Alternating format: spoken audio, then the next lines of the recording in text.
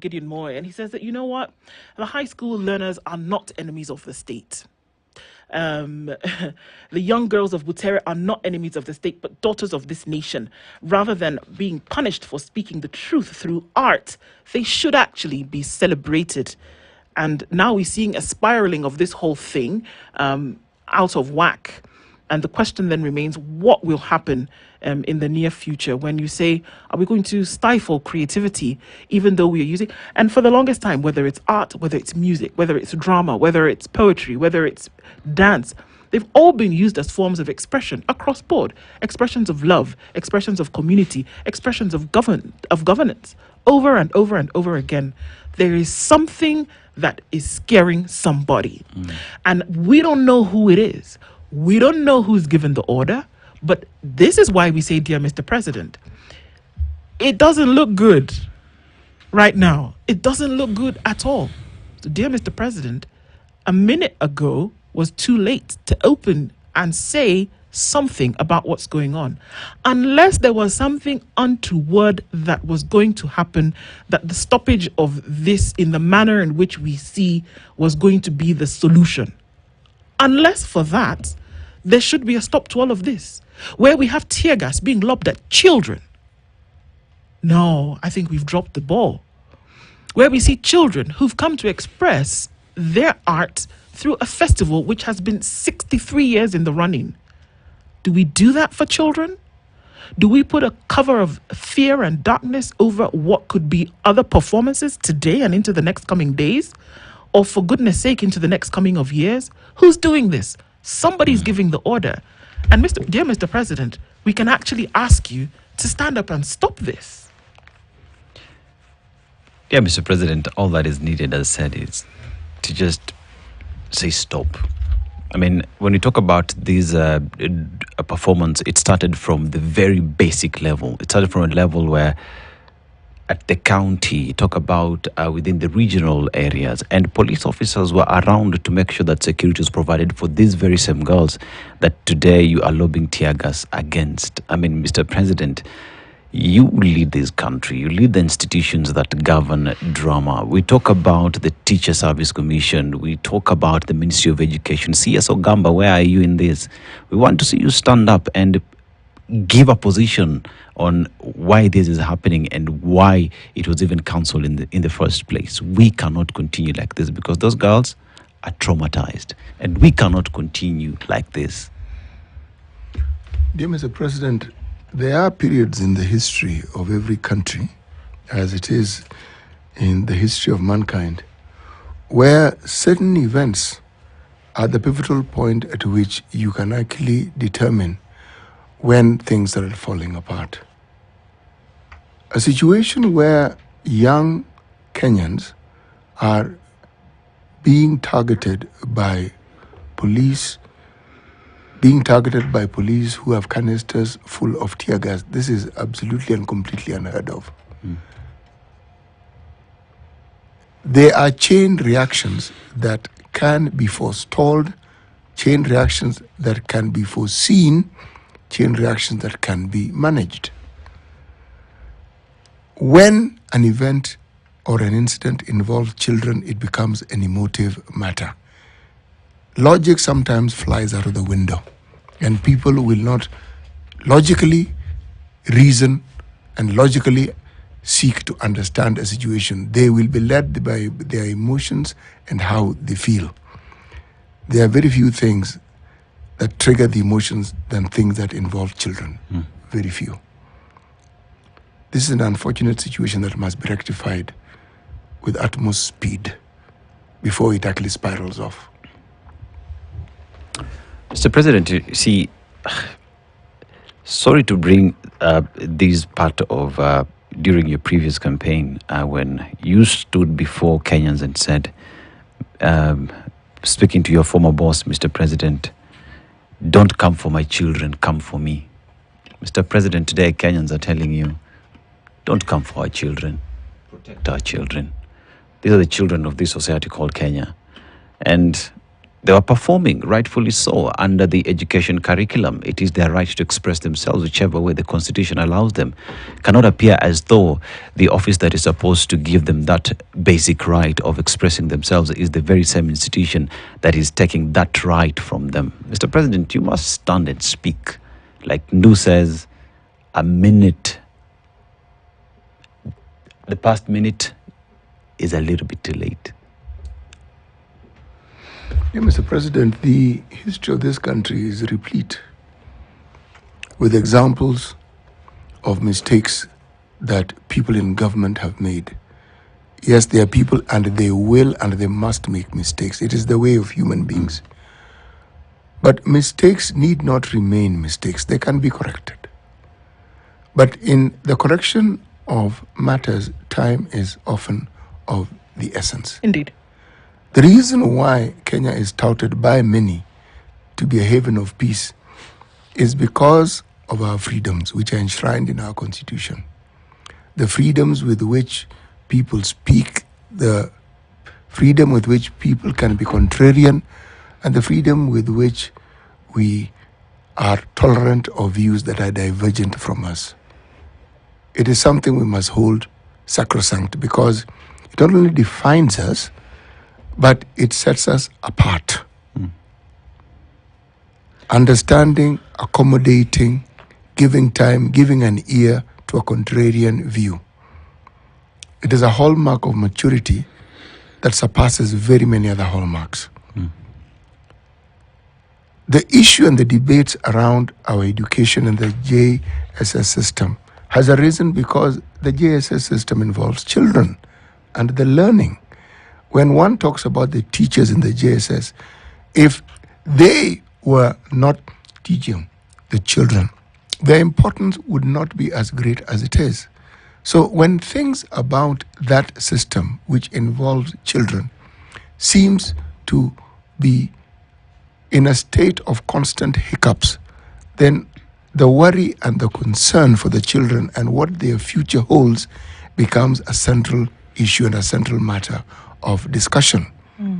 But it is a discussion that must have a solution, and that solution must be soon. We cannot have situations of problems and others compiling, especially when it involves children. Because when we are all gone, it is these children who will be left with this country. It is them who will run this country. So are we ensuring that this country will be left in safe, sane, balanced hands?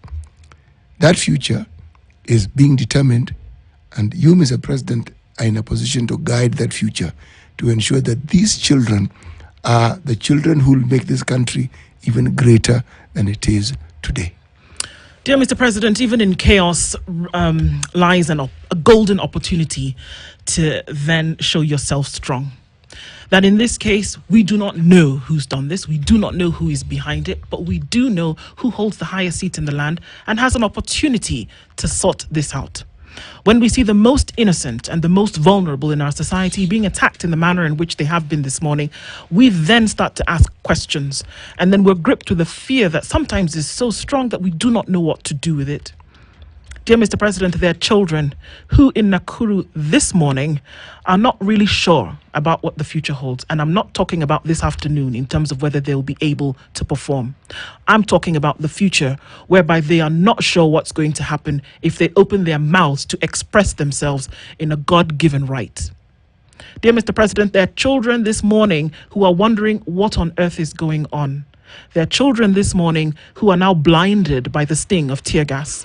There are children this morning, dear Mr. President, who are asking questions, and their parents, their fellow citizens are also asking questions about what's going on. I repeat, we do not know who is behind this, but we do know who has an opportunity to bring this to an end and ensure that the future of those like these young children is secured in freedom. You can, dear Mr. President, say something about this, and you can do it now. We ask that you do, because folks are following your command. It cannot be that Kenyans are saying now that they have come for our children. It cannot be the case. It's got to get better. And again, here lies a golden opportunity for you to do something with this and say that this comes to an end. Why should we actually criminalize children for their freedoms in expression? Why should we do that? Why should we have a situation that then brings this about? Dear Mr. President, the golden opportunity is in your hands. I plead with you that you take it. My people have a saying, and I said this the other day, that it is not when the water is around your neck that you say you want to do something about it. When you see the water rising around your ankles, that is the time. When you see things have gotten to the point whereby we experience what we've seen in Nakuru with this particular drama festival, that we start to ask questions about what could happen next. And to stay people away from the thing of what could happen next, that are people starting to live in a place where there is fear, you deal with it now, dear Mr. President. You say something today. You go to Nakuru today. You open your mouth today. And you shut down the drums that are making noise right now. That you shut down the one who's given this order. That children under the age of 18 have had to deal with the tear gas situation this morning, and that have to live in fear and have to be in a disappointed stage whereby things that they have practiced for years, things that they have seen that they can be proud of, is basically taken away from them. No, Mr. President, not children. Yeah, Mr. President, you see, sitting here, I am a product of the national drama festivals, and we know what that means and the work that is put in place in making sure that students can be able to perform and be able to bring out the very best that they do have. Dear Mr. President, what is the mistake of these children in performing and expressing themselves? No one has told us.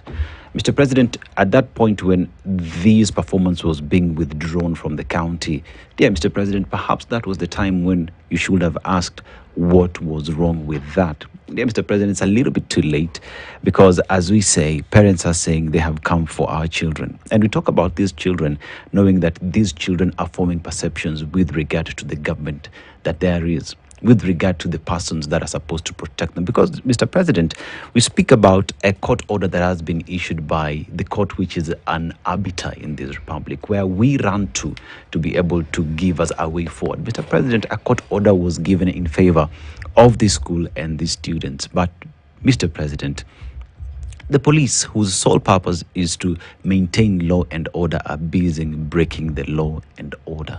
Dear Mr. President, it is about time CS Kipchumba Murkomen spoke, the IG spoke as to why the police are disrespecting court orders. It's about time we were spoken to with the interior, with the education CS, Mr. Ogamba, as to why the children under his purview are being mistreated. Mr. President, you as the leader of this country, it's an opportune time for you to speak up and give a way forward. Dear Mr. President, it's an opportunity for you to speak up and stop the mess that is going on.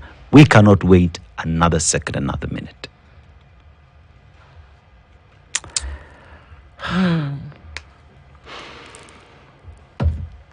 Yep. Dear Mr. President, when we got our independence, the citizens of Kenya who were in a position to understand what happened knew that something momentous had happened. Something that many people had never thought they would see. It would never happen. As the British flag was lowered and the Kenyan flag raised, there were many people who shed tears of joy. The ululations and the shouting and just the expression of sheer delight that rang through the air. My parents tell me of that story. They told me of that story because they witnessed it and they were there when it happened. It was the dawn of a new era. A new era for the freedom of Kenyans, a new era of freedom for Africans. And it was a good time. Freedom must be guarded jealously. Freedom must be nurtured carefully, painstakingly. Freedom must be given the breath of fresh air and the water for it to grow so that it becomes a natural part of our existence as a country. Because that is now what determines the strength and the moral backbone that a country has. And it has to be a deliberate action that it is encouraged. And the encouragement takes hold, the encouragement gathers momentum, even grows wings, when that push is from the very, very top. And that is your position, Mr. President. The legacy we speak of then becomes that, because the thing that mankind has always hankered for, and the things that our histories as mankind are full of, is the human spirit and the fight for freedom, the human spirit and the fight for self-determination. That determination grows, and when nurtured, it grows into a beautifully wonderful thing, something that one can look back to, take pride, and be happy about. The incidences we speak of are beginning to form an alternative legacy. And that is not a legacy that anybody would want. It cannot be that the freedoms that were hard fought for, the freedoms that have been fought for even with what we refer to as the second liberation, they must be enshrined, they must be entrenched. And they must benefit the citizenry. They must enjoy those freedoms. There must be a situation where each and every Kenyan understands that they have an equal right to everything that the Constitution promises them. We're an African country, and we take our leaders seriously. We believe what our leaders tell us. We expect them to show us paths that are good for us. We expect them to be visionary. We even expect them to be prophetic. We rely on them to ensure that our lives are better. It is why we vote for them. It is why we give them the powers that we do within the Constitution. Dear Mr. President, the future and the present are not as far apart as people think. A minute from now is the future. Indeed. 2 seconds from now is the future. When it becomes a minute, a lot will have happened then. When it becomes an hour, a heck of a lot will have happened. When it becomes a day and you translate it into a week and a month and a year, all the building blocks of the legacy will have taken root and they'll be growing. We have a choice. Which choice will we make? When we talk about melodrama and we say that we're being too sensationalist and we're making noise, well, how does a rip begin? It's a little unraveling of thread. It's just a little bit, and that's how it starts. That when you see a heart attack, it didn't start. It was not sudden. There were sudden things that happened before it got to the point where it did. You don't just see somebody's leg being amputated. Something happened along the line. So it's the muzzling of the expression of speech or expression at a drama festival today. It could be something else tomorrow. And we're saying that the time has passed for certain things to be nipped in the bud because they've already unraveled. But it doesn't mean that you cannot pick up the string and put it back. It doesn't mean that you can't put the gun back in the holster. It doesn't mean that you can't take the bullet out of the chamber. You can. And that's what we're saying needs to happen now. Because we'll get to a point whereby this, what we are seeing, it'll look like child's play. That it'll be no big deal. Do we get to the point where it becomes normal to tear gas children? Does it get to the point where it gets normal that you muzzle people and have all of this drama around a play? That shouldn't you and then to also be able to rein in people who want to display these kind of tendencies whereby muzzling happens. So what we're saying is that the sensitization needs to take place. The sensationalist view needs to happen. The melodrama needs to happen. Because if you don't make noise about something that you see going out of whack today, you will not be able to collect the tears tomorrow. No matter how many dams, bowls, containers you have. When you see a situation that you can rein in today, you do it today. That you need to have a nation that you gather up. You need to have people that you govern over. And when you see situations like this, you must do something about it today. You can't wait until tomorrow. Dear Mr. President, I implore you today to please speak up about some of these things There are people who may believe that they're acting for you. There may be people who believe that they're acting in the best interest of the government of the day.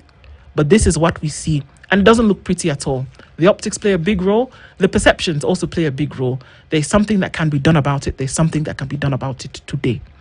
I don't know that you're going to be able to claw back on some of the losses that have been made. I don't know if Butere girls will agree to perform. I don't know if other people who are feeling afraid will perform today. Have we cast a shadow over these festivals? By all means, we have. Yes. Are we going to be able to claw back from it? I do not know. But should we? 100% we should. I think, dear Mr. President, the biggest question you need to ask yourself today is, we are pushing the new JSS system, this curriculum-based, the CBC. And with that, we are pushing creatives to get into doing that. What happens when they tell you, we are not sure we will be safe when you take this career path? Because it is a curriculum for this country. The snowball effect of what has happened today is a cause for alarm for each and every person that lives in this country. Because children are afraid. Parents are afraid. Mr. President, you need to reassure us that even as we take these career paths, that we are safe and that we are able to do that which the curriculum that the government is pushing has given us the right to do so. A minute later is too late. It's echoes of war.